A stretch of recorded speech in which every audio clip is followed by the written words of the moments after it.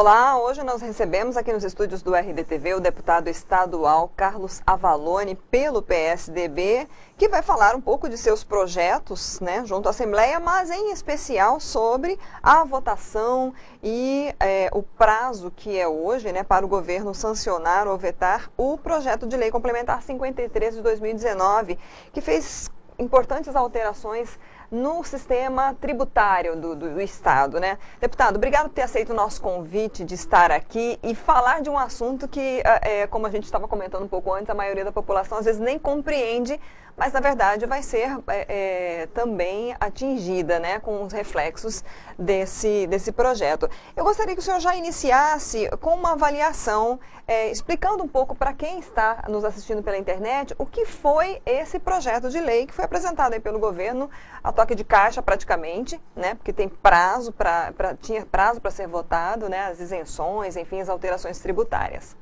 Bom, primeiro queria dizer que é um prazer estar com vocês aqui mais uma vez, falando com os seus ouvintes, telespectadores, e dizer que, na realidade, isso precisa de uma explicação melhor. Sim. Isso tudo começou porque todo mundo conhece a questão da guerra fiscal. A guerra fiscal é uma guerra entre estados para atrair investimentos para os estados. E como o único imposto que o estado tem, que ele pode subir, baixar, diminuir, tratar com a Assembleia Legislativa, é o ICMS. O ICMS é uma alíquota em torno de 17% e que o Estado pode zerar ela, pode diminuir, pode baixar, pode trabalhar com ela. Isso foi feito durante os últimos 30, 40 anos, por todos os estados brasileiros. Eles, para atrair investimento, eles diminuíam as alíquotas e atraíam uma empresa, uma indústria que estava localizada num outro estado para este estado. Acontece que isso começou a gerar um monte de ação judicial, ações no Supremo Tribunal Federal, mais de 500 ações de Estado contra Estado. Estado que perdia uma indústria, uma bem conhecida que todo mundo lembra, é quando a Bahia, na época do Antônio Carlos Magalhães ainda, que já está até morto, e ele tirou uma fábrica da Ford, que já estava se instalando lá no Rio Grande do Sul, e levou esta fábrica lá para Salvador, e transformou Salvador num polo automobilístico. Isso foi uma repercussão na mídia nacional muito grande. Isso gerou uma ação do Estado da Bahia contra o Estado, melhor, do Estado do Rio Grande do Sul contra o Estado da Bahia. Isso se acumulou e no Supremo Tribunal existiam mais de 500 ações nesse sentido. O Supremo Tribunal disse, olha, se eu votar essas ações, decidir, o que vai acontecer é, empresas vão quebrar no país inteiro e estados vão ter problemas sérios, porque fizeram coisas contra a lei. Porque isso só poderia ser feito se passasse pelo CONFAZ, que é um fórum de secretários de Fazenda, que por unanimidade tem que aprovar qualquer tipo de incentivo. Essa era a lei existente. Então o que o Supremo fez? O Supremo avisou o Congresso Nacional que se ele não tomasse uma atitude, ele tomaria. E aí o Congresso Nacional, em 2017, há 2 anos atrás, aprovou uma lei, que é um PL também, que nem foi esse aqui agora, mas no Congresso Nacional, o PL 160, onde mostrou como tinha que fazer para regularizar isso. E aí mostrou uma regra para todos os estados. Então os estados tinham que pegar todos os incentivos dados nos últimos 40 anos passado e falar, olha, eu reconheço todos esses incentivos. E tinha que publicar isso num site de transparência, mandar isso para o CONFAZ e no final, que é a data de hoje, tinha que aprovar uma lei na Assembleia Legislativa de cada estado, convalidando todos esses incentivos do passado. E dizendo, olha, daqui para frente não pode mais dar incentivo a não ser pelo CONFAZ. Então acabava com a guerra fiscal. Esta foi a lei federal, motivada pelo Senado, pelo Supremo Tribunal Federal, que tinha que ocorrer hoje. O que Mato Grosso fez diferente? Senão tudo isso seria extinto, né? Seria extinto e imagino o que ia acontecer. Ia ser um desastre completo para todos os estados. E principalmente para as empresas e para os governantes que assinaram, que aprovaram isso no passado. O que Mato Grosso fez? No último momento, no dia 27 de junho, quando nós íamos entrar em recesso no dia 17 de julho, ele encaminha para a Assembleia Legislativa esta lei, que todos os estados estavam fazendo, outros já tinham feito no final do ano passado, no começo desse ano, e manda uma lei para lá, mas dentro desta lei, ele embute uma reforma tributária. Aí muda a tributação, por exemplo, do comércio completamente, porque aqui no Mato Grosso era diferente de outros estados, poucos estados faziam igual ao Mato Grosso, onde a tributação era pela entrada, significa quando a mercadoria entrava em Mato Grosso, se calculava os impostos e a partir daí o cara tinha um prazo para pagar, a empresa, um prazo para pagar e depois acabava a tributação. Agora não, vai ser como é nos outros estados, débito e crédito, como se fosse uma conta gráfica, que eles chamam, onde os contadores vão ter que anotar, olha, entrou no estado com crédito de São Paulo de 7%, se vier do Nordeste vem com crédito de 12%, se vier do Centro-Oeste vem com crédito de tanto, aí ele vendeu por tanto, tira o preço de origem, calcula um markup, olha que palavras difíceis, coisas difíceis para a população entender, mas foi uma mudança completa, também motivada por outra ação judicial que tinha em Mato Grosso do Ministério Público, dizendo que o sistema de tributação de Mato Grosso não era correto. Ele precisava ser mudado. Essa ação não foi julgada, mas já estava no Tribunal de Justiça. Então, com isso, o comércio entendeu também que precisava mudar, junto com o governo, mas isso veio embutido e nós queríamos que isso fosse discutido nos próximos 6 meses. Porque essa lei é uma lei que ela só vai entrar, nós aprovamos hoje, esses dias atrás, ela vai ser publicada hoje, mas ela só entra em funcionamento a partir de 1º de janeiro de 2020, só no ano que vem. Então nós tínhamos 6 meses para discutir uma reforma tributária. Então a primeira coisa que nós fizemos, 5 ou 6 deputados, foi apresentar um substitutivo, falando o seguinte, olha, vamos fazer o seguinte, vamos aprovar os incentivos para trás, que é uma coisa que todos os estados estão fazendo, sim, Mato Grosso ia fazer igual a todos os estados, para você, e depois nós vamos aprovar essa reforma tributária, que pode ser necessário, o governo entende que é necessário, foi eleito para isso, tem legitimidade para isso. Vamos discutir em 6 meses, vamos discutir mais. Nós estamos aqui com 15 dias para aprovar isso, é muito pouco tempo. O governo não aceitou, esse substitutivo não foi aceito na comissão especial, e a partir daí nós fomos obrigados a discutir a reforma tributária.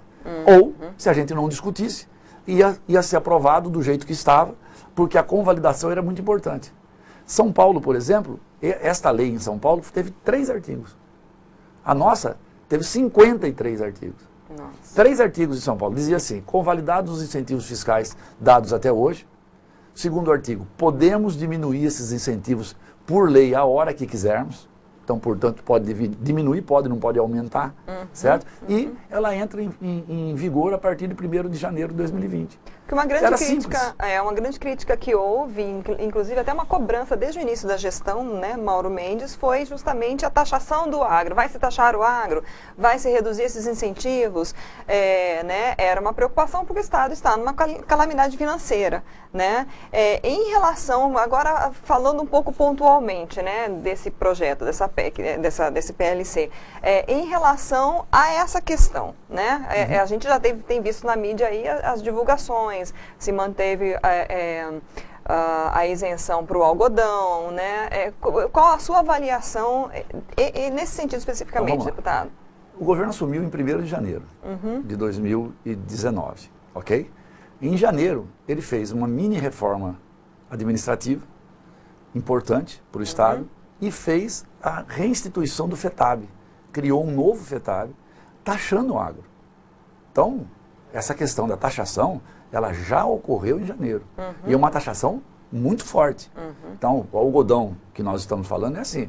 O algodão hoje, em ICMS, ele arrecada em torno de 2,9% do ICMS, que é um valor que alguns acham pouco, outros acham justos. E o FETAB implementou mais 3% no algodão. Então o algodão passou a pagar 6% em relação à produção. E é um valor que é igual a arroz, algodão, e outros produtos da agricultura. Então já houve essa taxação, taxou o gado, taxou a pecuária toda, taxou o milho que não era taxado, com o FETAB. Então houve uma grande taxação em janeiro. Agora está vindo uma segunda taxação. Essa é a reação do setor produtivo. Eles ficaram preocupados por isso. E esse é o movimento normal?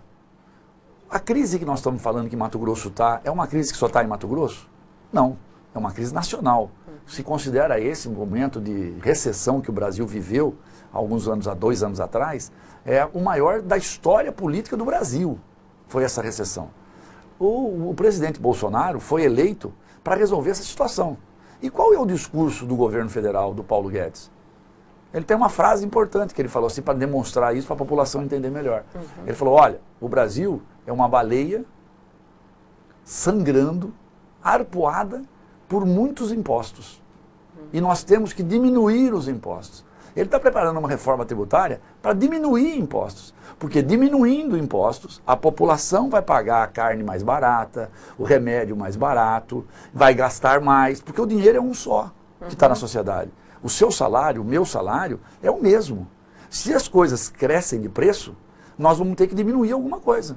Então vai comprar menos carne, remédio às vezes não dá, mas às vezes você compra um remédio talvez mais barato, de qualidade inferior. Você compra outra coisa, mas o recurso é o mesmo. Então o que o governo federal está fazendo? Eu vou diminuir os impostos para baratear a produção, para as pessoas gastarem mais e a economia crescer. Mato Grosso está indo pelo caminho inverso. Esse é o questionamento. Aqui no Mato Grosso houve uma taxação. Taxação em janeiro, com a desculpa, ou com a... não é nenhuma desculpa, com o fato de que Mato Grosso está em dificuldade, que foi o começo da sua pergunta. Aí, 6 meses depois, vem nova taxação. E aí, diminuição de incentivos. E o governo usou uma frase, ou uma expressão, dizendo assim, eu não estou aumentando impostos, eu estou diminuindo incentivos. Não tem diferença. O resultado na conta na matemática, né? A matemática é a mesma. Você reduz um e tal, porque isso aí não vai ficar no bolso do empresário. É isso que a população, às vezes, e a forma como é falado, às vezes, mistura a cabeça das pessoas. As pessoas falam, não, quem está pagando essa conta é o empresário. Nunca. Quem está pagando a conta sempre somos nós, a população que vai comprar. Porque na hora que aumenta o preço, é o preço na gôndola que vai aumentar. É lá no supermercado, é na farmácia, é no óculos que você compra, é nos móveis que você compra, é lá que os preços vão aumentar. Então, é um momento que o governo entendeu que precisava, mandou junto, portanto, teve que ter uma discussão e teve que ter votação. Porque se não aprova, é pior. Então, por isso, o motivo de ter tido aprovação. O senhor citou aí a questão do comércio, né, e a complexidade que vai ser para o setor e para a população, o que pode representar? Pode representar, por exemplo, um aumento de preços, há estimativa aí, ou medo de que haja quebra de setores do comércio, porque também o comércio passou por uma situação bastante difícil, né, com bastante dificuldade. Se a gente vai no shopping center e entra no shopping center e dá uma volta no shopping, você está encontrando várias lojas fechadas. Então o momento não é de crescimento econômico, é de recessão. É um momento em que o crescimento é muito pequeno, não podemos chamar de recessão, mas não está se gerando emprego.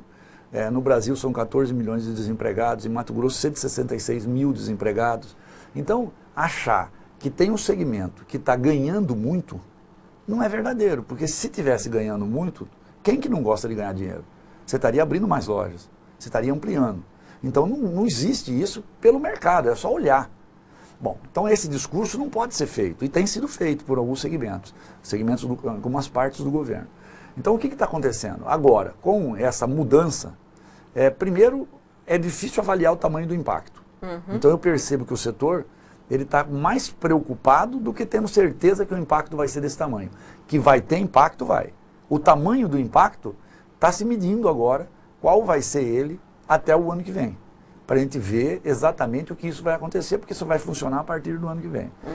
Nós conseguimos amenizar algumas coisas em muitas conversas entre os setores, a Assembleia e com a participação do governo, tanto os técnicos da Secretaria de Fazenda como os técnicos da Secretaria de Desenvolvimento Econômico, participação efetiva do próprio governador, chefe da Casa Civil. Foram muitas reuniões, eu participei de mais de 80 reuniões nesse período, foi uma coisa assim extremamente estressante. Você vê que meus olhos estão todos vermelhos, estou com inflamação dos olhos, a gente não dormia, ficava até de madrugada discutindo e tal, recebendo o WhatsApp do estado inteiro, o WhatsApp do estado inteiro, as pessoas preocupadas, sem entender exatamente o que estava acontecendo pela falta de prazo e de tempo. Então, quer dizer, isso tudo, esses impactos, eles vão ser mensurados agora. Nós deixamos algumas coisas nas leis que é possível ainda diminuir esses impactos, desde que o governo entenda assim, Quer dizer, ficou na mão do governo algumas decisões, porque você pode, com o crédito outorgado que eles entenderam que é um benefício que é dado ou ao comércio, que pode ser de 12% a 15%, ou no setor de atacadista, que pode chegar a 22%, você pode ainda dosando isso para diminuir o impacto conforme o governo entender se ele foi pequeno ou grande, se ele quer melhorar mais a arrecadação ou se ele está satisfeito com a arrecadação que ele imagina que vai receber. Então, assim, tem muito trabalho para ser feito ainda nos próximos meses. Você perguntou especificamente sobre o algodão. O primeiro algodão foi taxado lá no começo, como eu já falei, em janeiro. E agora? Agora eles queriam abaixar o programa de incentivo do algodão, que é o ProAlmat, de 75% para 60%. O que nós fizemos? Nós convencemos o governo, aí foi um convencimento ao governo, nós não fizemos nada contra o governo, que o governo não soubesse, não foi isso que aconteceu, foi num trabalho de convencimento, nós convencemos o governo a manter até 75%. O que significa até 75%, que é o que é hoje? Antes era 75%, o governo não podia baixar.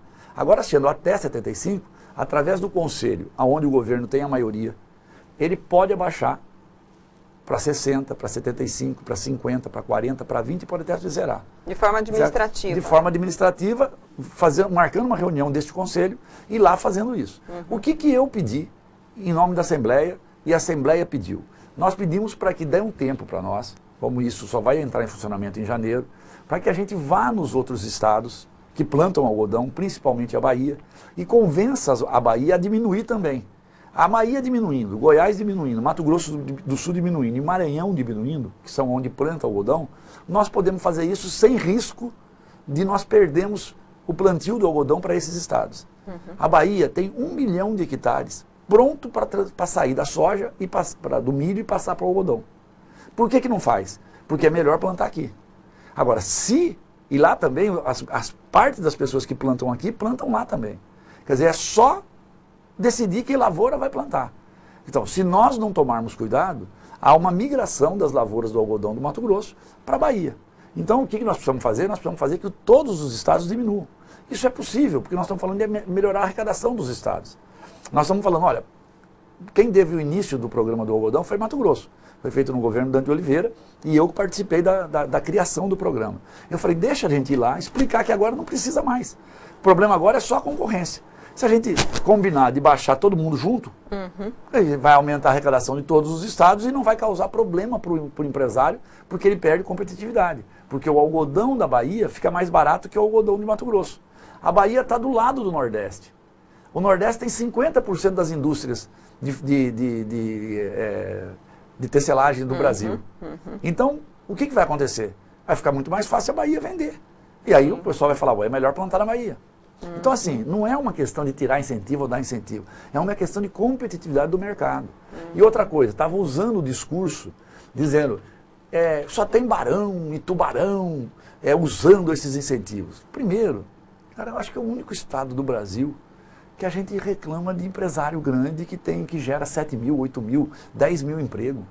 Aqui você taxa essas pessoas como se essas pessoas fossem predadores. Cita até tubarão, que é um predador do mar, quando na realidade essas pessoas são empresários de sucesso que estão gerando emprego de qualidade, emprego com carteira assinada, emprego que paga benefício, paga a área de saúde para os funcionários.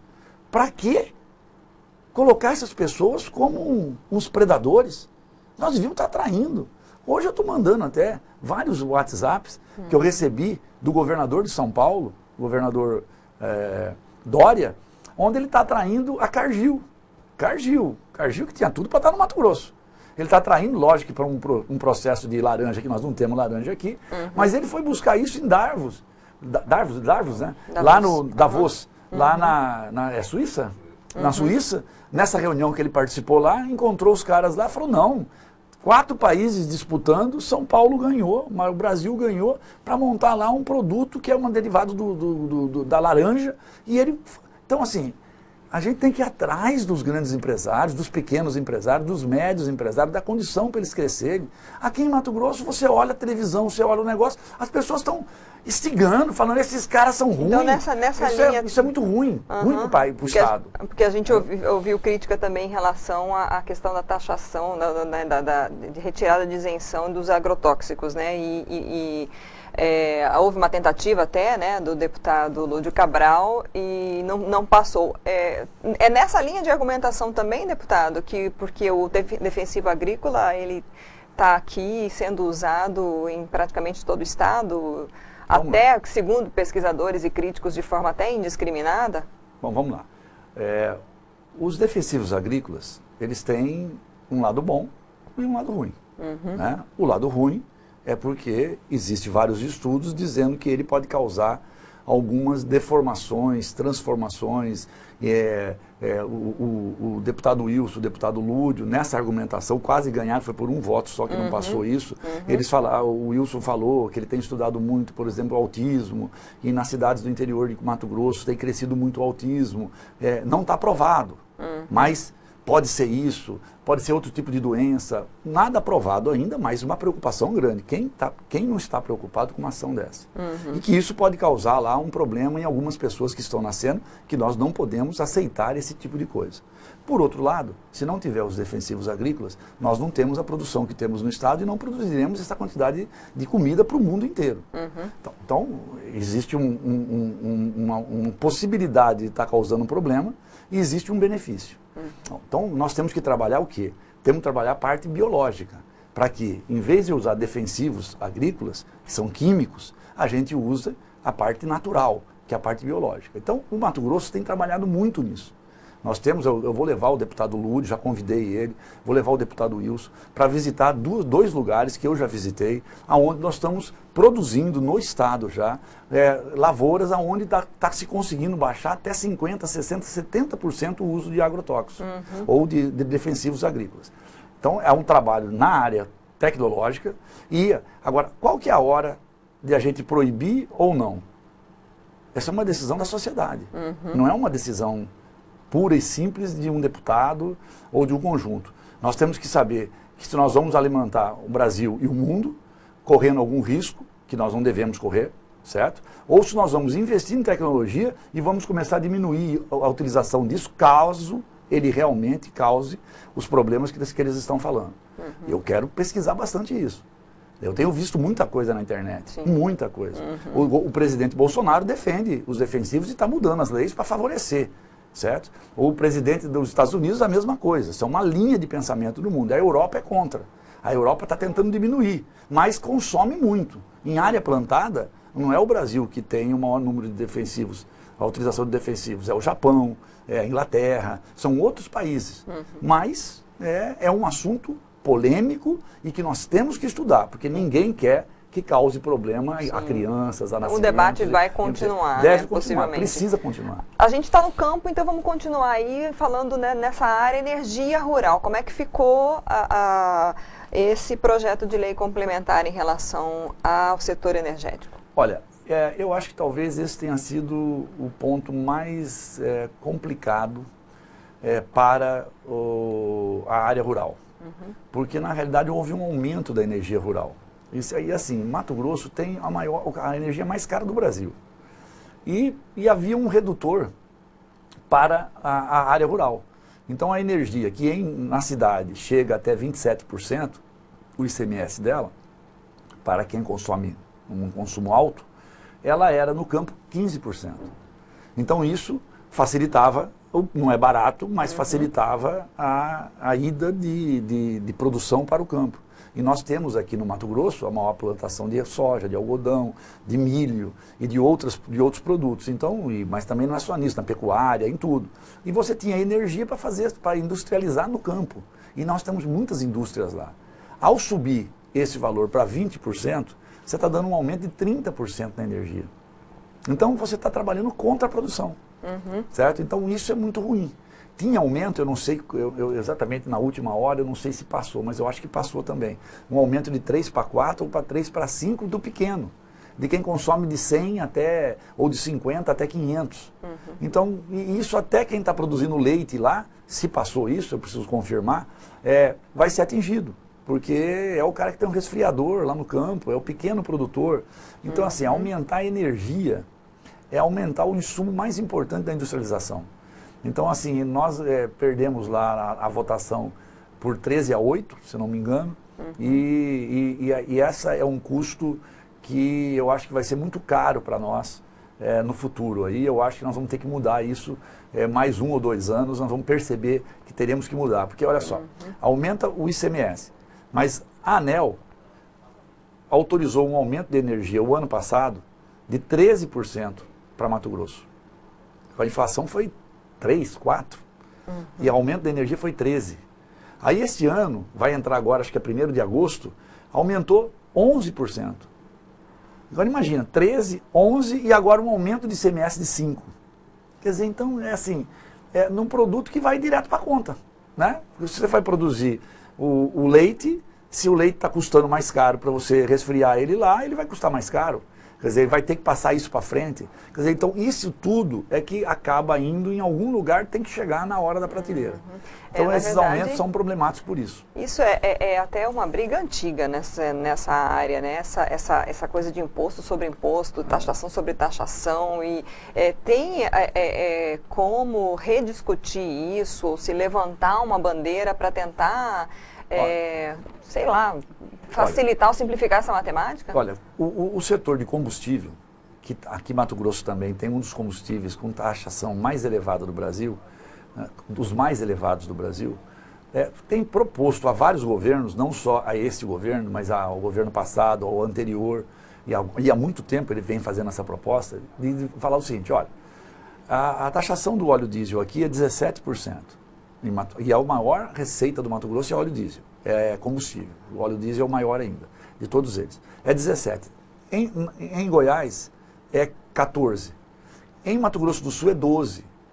Então o que acontece com a produção, com os postos da divisa, ou as fazendas das divisas? Se ele comprar o combustível lá em Mato Grosso do Sul, ele consegue um combustível mais barato, porque a taxação do imposto é maior. Quando o cara abastece em Mato Grosso do Sul, em Goiás, o caminhão que está entrando em Mato Grosso para trazer produtos para cá, ele abastece mais barato, 2, 3, 4, 5 centavos mais barato. Aí ele compra tanques enormes de combustível, enche lá com 1.000 litros de cada lado do tanque, atravessa Mato Grosso sem abastecer aqui, sem gastar aqui, sem entrar o imposto aqui. Então esse setor tem dito assim, governo, todos os governos, vamos abaixar 1%, em vez de 17, 16. Vamos esperar 4 meses, se não cair a arrecadação, porque eles entendem que ao fazer isso vai aumentar o consumo interno. O cara vai deixar ele produzir lá. Aí nós abaixamos mais 1. E a gente chega num valor competitivo. Porque o problema do governo é não perder receita. Então, eles têm convicção de que fazendo isso dá para fazer isso. A Federação das Indústrias fez essa proposta a todos os candidatos a governador.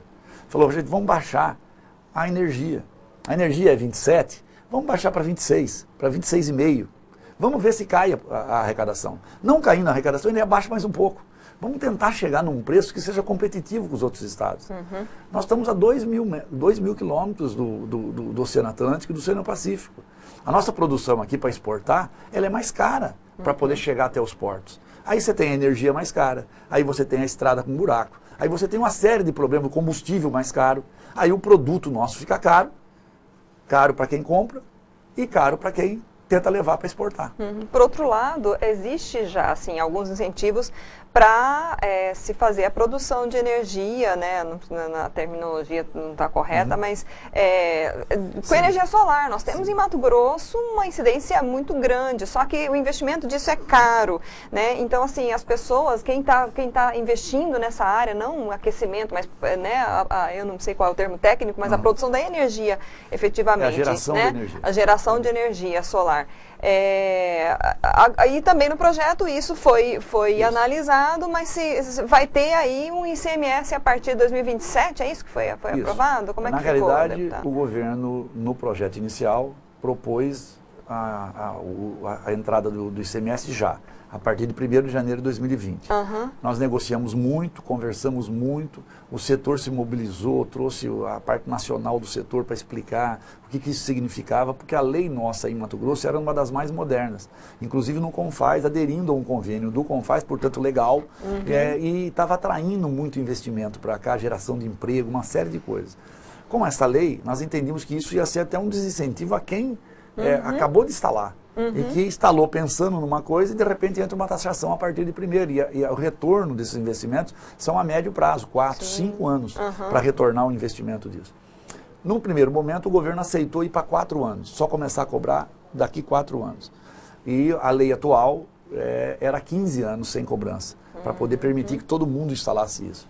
Usou o argumento dizendo que só os grandes estavam instalando isso. Só quem tinha conta acima de R$ 1.000 e tal. Nós provamos que metade dos consumidores que entraram para a energia solar são pequenos, são menores que isso. E só são 4 mil no estado. 4 mil. De 1.100.000 consumidores de energia que tem no estado, só 4 mil estavam na energia solar. Então nós começamos a mostrar números ao governo, e aí a Assembleia, através do deputado Paulo Araújo, do deputado Silvio Fávero e eu mesmo, nós começamos a trabalhar muito essa questão de fazer uma negociação com o setor para aumentar este prazo. E chegamos a um número de 8 anos.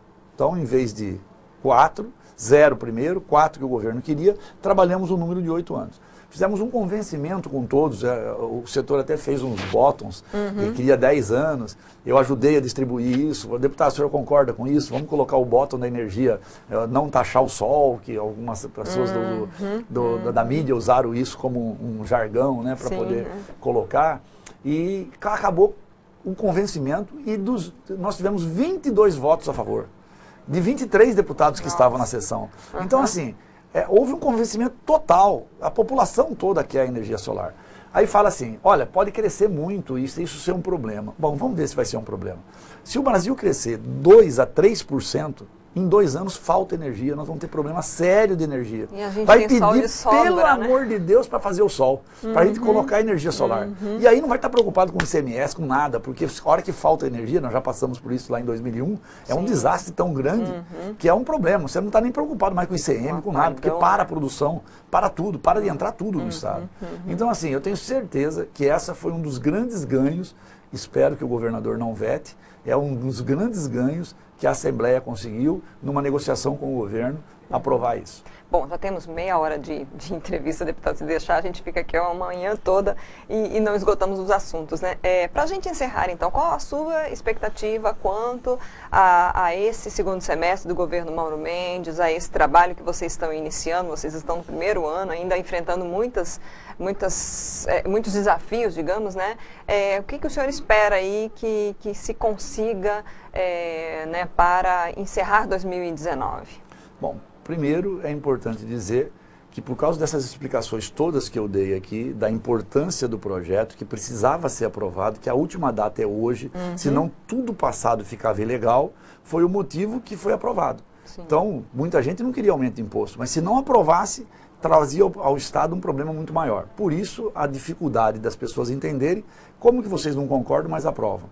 Aprovamos porque senão o problema era maior do que esse. E todas as entidades entenderam isso e pediram que os deputados aprovassem o projeto. Segundo, a pergunta sobre o governo. Eu acho que o governo Mauro Mendes está no caminho certo. Isso é muito importante. Ele está enfrentando algumas guerras, algumas batalhas que não são fáceis, que as pessoas têm que enfrentar no primeiro ano mesmo, porque senão tem dificuldade. Nós estamos vendo aí greve de professor, ele tentando explicar que não é possível dar os aumentos, porque a lei de responsabilidade fiscal não permite. Ele tem razão, na minha opinião. Existe uma outra lei que permite, foi aprovado pela Assembleia, a outra lei é federal, que é a lei da responsabilidade fiscal. Então você veja bem, são enfrentamentos necessários. Hoje, no dia de hoje, está sendo desligado quase 50 pessoas da Metamate. Quer dizer, quem gosta? Eu fui secretário lá. Quer dizer, eu fui secretário da Secretaria de Desenvolvimento. As pessoas estão ligando para mim. São pessoas que são nossas amigas. Elas estão sendo desligadas. Quem que gosta de tomar uma atitude dessa? Quem gosta? Certo? Mas o governo está tomando para poder colocar o Estado no nível dentro da lei de responsabilidade fiscal, para poder ter investimento, para poder cuidar da saúde, cuidar da educação. Então são enfrentamentos importantes e esse é o caminho que a gente tem que chegar até o final do ano. Logicamente que nesse percurso a gente pode discordar de alguns pontos, mas eu não estou discordando do caminho que nós temos que fazer e no segundo semestre nós teremos muitas coisas a discutir ainda. Ok, muito obrigada por estar aqui. Eu que agradeço. Nós conversamos com o deputado estadual Carlos Avalone, do PSDB, e essa entrevista fica disponível na íntegra no nosso canal do YouTube e também nos sites RDTV e RD News. É só acessar, curtir e compartilhar. Até a próxima.